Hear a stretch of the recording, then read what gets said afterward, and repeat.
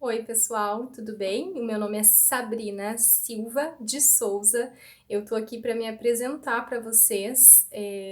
Eu gostaria de agradecer primeiramente todo mundo que está inscrito, inscrita aqui no canal. Sejam bem-vindas, bem-vindos. Eu sou brasileira, eu moro no Canadá desde 2012 e aí eu queria contar um pouco para vocês a minha história, como é que foi que eu vim parar aqui no Canadá. Como começou essa vontade de vir para cá foi porque eu morava no Brasil com os meus pais, na época eu já tinha saído da casa dos meus pais, eu morava com o meu ex-companheiro e eu estudei hotelaria, eu me formei em hotelaria, então eu trabalhava em hotéis. E eu trabalhava na recepção de hotéis. E eu percebi que para eu crescer de posição no hotel, conseguir um melhor salário, e seria importante aprender línguas, principalmente o inglês. E foi assim que nasceu a ideia, junto com a ação dos meus pais de poderem me bancar alguns 3 primeiros meses aqui no Canadá. Mas isso não é para desmotivar ninguém, porque eu conheço um monte de gente que veio para cá juntando o seu próprio dinheirinho e, e é possível então juntar o seu dinheiro e vir para cá. Aí eu vou falar aqui um pouco para quem interessa, como é que é essa história de morar aqui.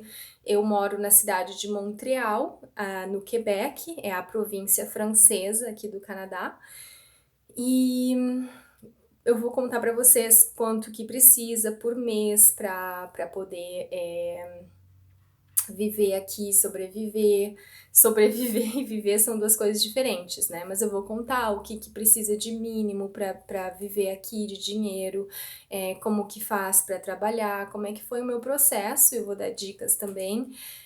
Na época eu consegui uma bolsa de estudos, aí eu vou colocar o link aqui para vocês, talvez não nesse vídeo, mas fiquem acompanhando, que daí eu vou colocar as informações aí para vocês.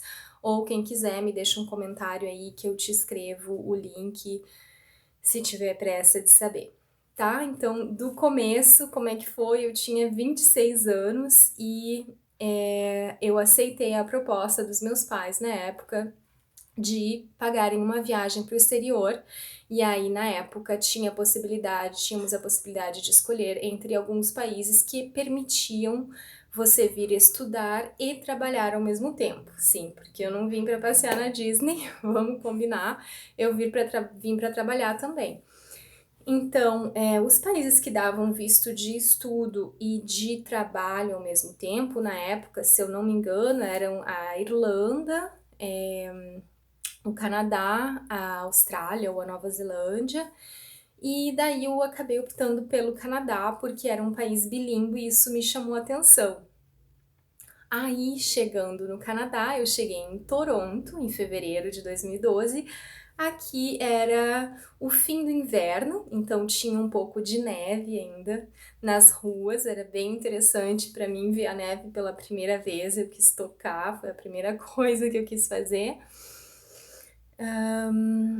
Além disso, o que foi engraçado foi o seguinte, porque como eu ia chegar aqui e eu olhava a temperatura, né, e eu dizia, nossa, vou chegar lá, vai estar um frio de menos 10 graus, menos 15 graus. Então, o que eu fiz? Eu me trouxei de roupa, eu sou do sul.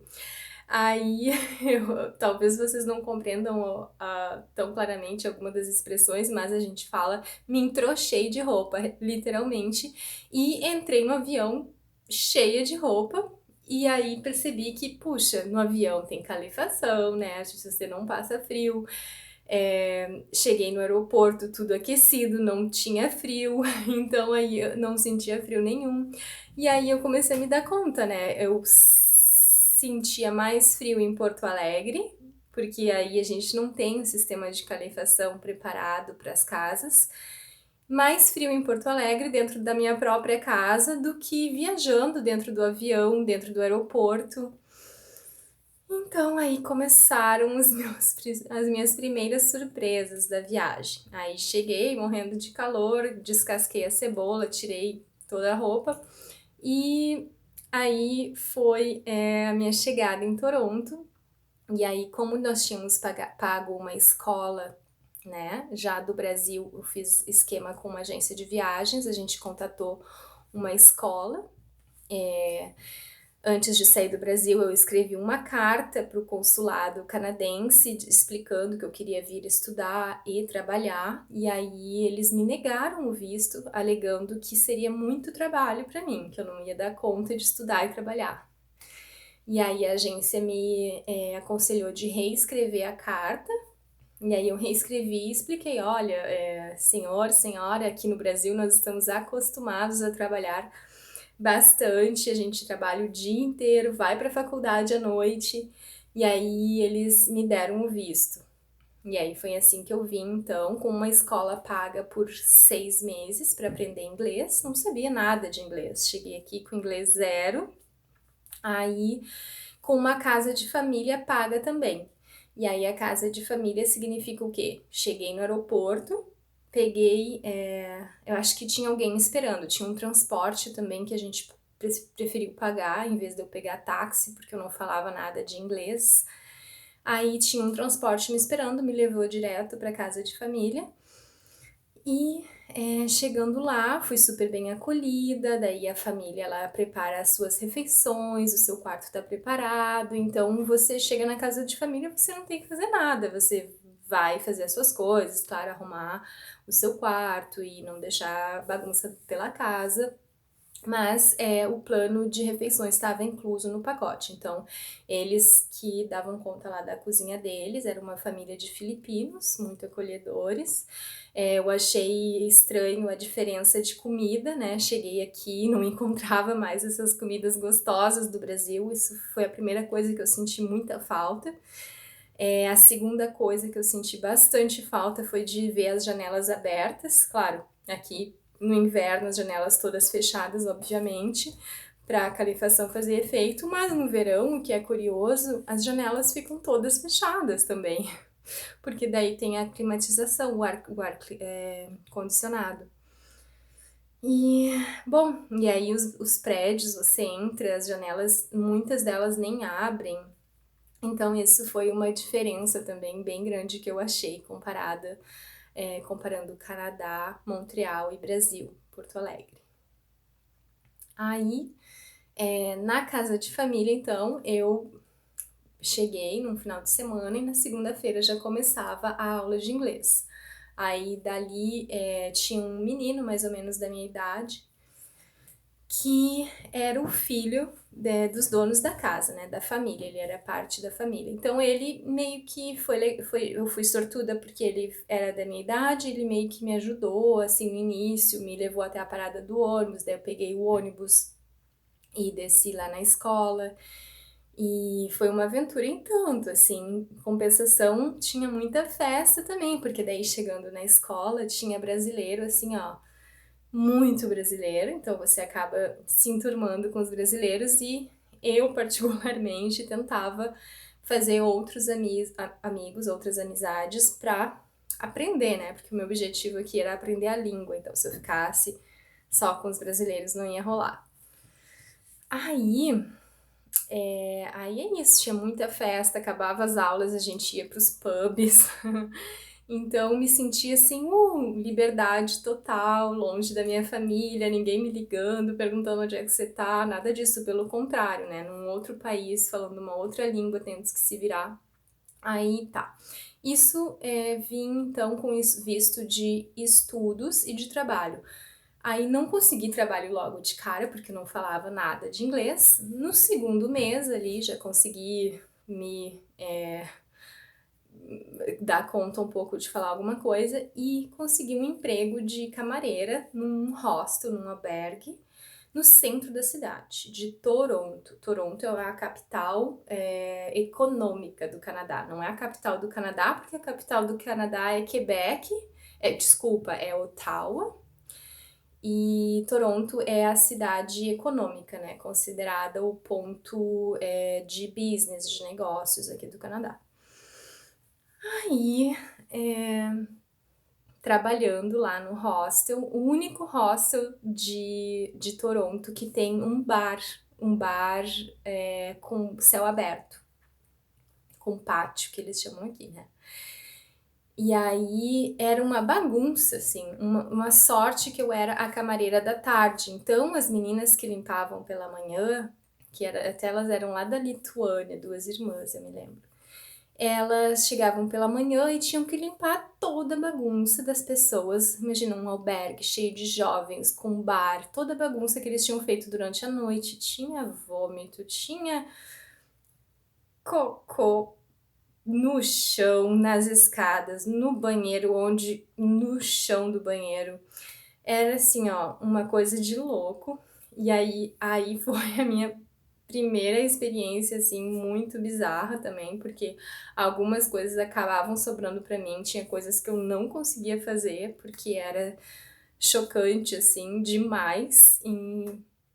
E aí esse foi o meu trabalho, então durante uns bons 3 meses eu trabalhei lá. Daí tinha a possibilidade, se eu quisesse, de morar no hostel, mas eu, né, vindo de Porto Alegre, de uma família de classe média, eu achava, na época, se fosse hoje, eu teria pego essa oportunidade, teria morado no hostel, teria economizado uma grana.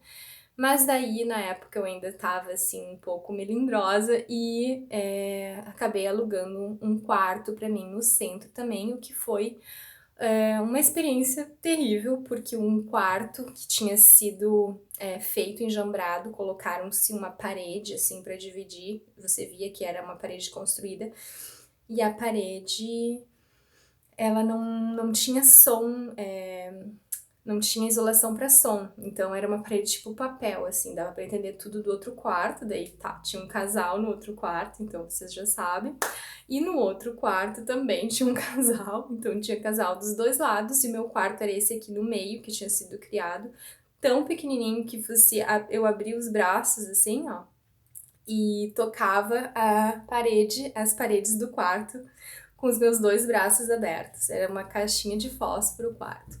E aí uma cama de solteiro, assim, né, no comprimento, e era tudo, não tinha janela, não tinha.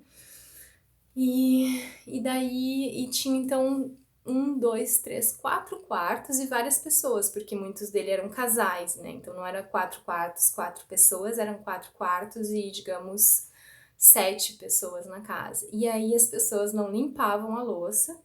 Um dia eu vim viajar, fiquei uma semana fora, quando eu voltei a louça tava do mesmo jeito.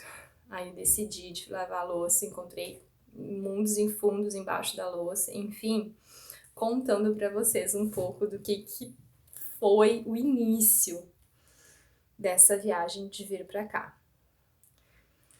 Aí me mudei de novo, né? Nisso já tinha saído da casa de família, mudei para esse quarto no centro de Toronto, e daí mudei de novo, porque não estava dando nessa casa a convivência, e aí fui para uma outra casa, dividi uma casa com brasileiros e umas outras pessoas de diferentes etnias.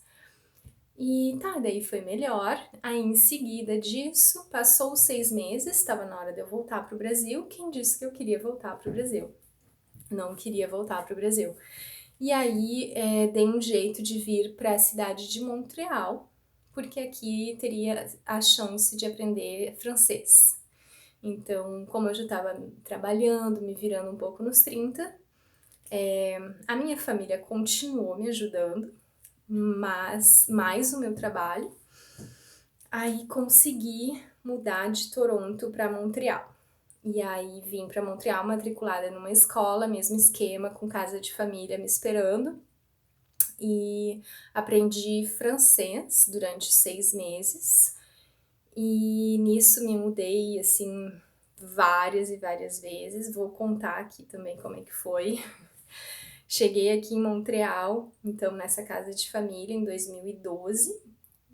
Tinha chegado em Toronto em fevereiro de 2012, fiquei até agosto, 1º de setembro, não esqueço porque foi 1º de setembro de 2012, então de fevereiro a agosto em Toronto, 1º de setembro chego em Montreal, nessa casa de família, daí a senhorinha que morava lá fazia todas as refeições para mim, ela era um amor.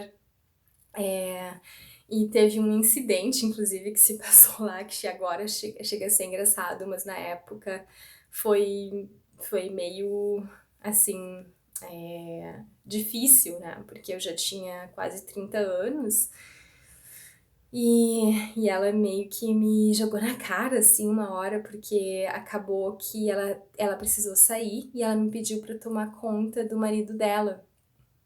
E aí eu tomei conta do marido dela, só que ele era diabético e ele tinha que tomar injeções, ele mesmo se dava as injeções.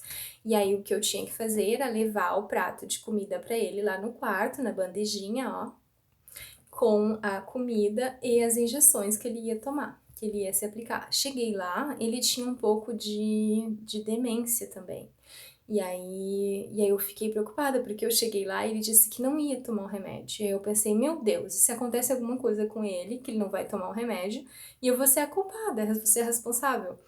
E aí eu não sabia o que fazer, começou a me bater um certo pânico de pensar nisso a toda hora, e eu liguei pro 911, pra emergência. E aí vieram paramédicos, e eles acharam aquilo tudo, assim, fizeram o que tinha que fazer, deram o medicamento dele, mas no final das contas, quando a senhorinha chegou em casa, ela e ele acharam aquilo engraçado, porque foi um pouco de exagero, se eles olham pelo lado deles, né? Pelo meu lado, eu tava completamente assim, sem saber o que fazer e preocupada com o senhor. E aí, enfim, no final, tudo que eu queria era que ele tomasse seu remédio, os médicos vieram e deram o remédio para ele. Bom, essa foi uma história também que aconteceu, então, na minha chegada aqui em Montreal dessa vez, que daí eu já estava indo para a escola aqui, aprendendo francês, voltava para casa de família, era bem longe a casa de família, então, mas tem ônibus aqui, transporte adaptado, super fácil, porque passa nas horas exatas, você vai lá e olha as horas, ele passa na hora que tem que passar o ônibus. E aí, e é isso, os ônibus são aquecidos, então você só passa frio mesmo quando tá caminhando na rua, né? Ou esperando o ônibus, que as paradas não são aquecidas, as paradas de ônibus. E, enfim, mas é isso. E daí compra um casacão, assim, paguei na época uns 300, $400, um casaco que me durou 6 anos e bem usados, e depois comprei bota também, né? Bota e casaco assim tem que ser muito bom. Daí depois disso você tem a sua toquinha, suas luvas, manta e daí saindo de lá da casa de família fui buscar apartamento para dividir com alguém. Achei um apartamento com uma menina, a Marie, que virou minha amiga, minha irmãzinha do coração. Ela fala um pouco de português e ela me chama de irmãzinha. E nos tornamos amigas, uma amizade muito bonita, mas não fiquei lá por muito tempo também. Aí fiquei com ela durante um mês, ela dormia muito cedo, eu acabava incomodando ela, que eu tenho hábito de dormir tarde, e me mudei. Aí me mudando, já estava quase na hora de expirar o meu visto, né? E nisso eu tinha ainda visto de trabalho e estudo, mas eles já estavam quase expirando. Aí eu, ai meu Deus, não quero voltar para o Brasil, o que eu vou fazer? Daí descobri jeito de imigrar para cá. Tinha jeitos de imigrar para cá, né? Tinham vários jeitos e ainda tem vários jeitos. Aí comecei a estudar qual a melhor possibilidade para mim. E aí é isso que eu vou contar para vocês no próximo vídeo. Eu vou contar qual o método que eu escolhi para imigrar aqui. Vou chegar na parte que eu vou falar quanto que se gasta por mês, que daí assim, se você está interessado de vir, pode já, se está interessada ou interessado de vir, já pode começar a guardar dinheiro, né? A coisa mais cara é a passagem. Passagem, $2.000 e de volta, é muito caro. Bom, mas então vou continuar no próximo vídeo, tá? Por enquanto eu queria contar, dar uma palhinha então de como é que foi essa chegada aqui no Canadá, Toronto, Montreal. Aí agora que o meu visto está para expirar, como é que eu fiz para renovar? Porque eu já tinha saído do Brasil com o visto certinho, né? Um visto determinado de 6 meses. E daí, quando ele começou a expirar, eu renovei para vir para Montreal. Então, eu cheguei em Montreal já com visto também certinho para mais 6 meses, trabalho e estudo. Só que daí, quando ele expirou, o que que eu fiz? Então, é isso que eu vou começar a contar para vocês no próximo vídeo. Tá bom, gente? Se vocês gostaram, se estão interessados, se acha que pode ser útil, deixa um retorno aí para mim. Assim a gente se faz essa troca. Eu sei que tá sendo legal, vocês me deixam um joinha, se inscrevem no canal. Eu também dou cursos de crochê aqui para iniciantes. E é isso, um abraço, um beijo aí para todo mundo, um excelente dia.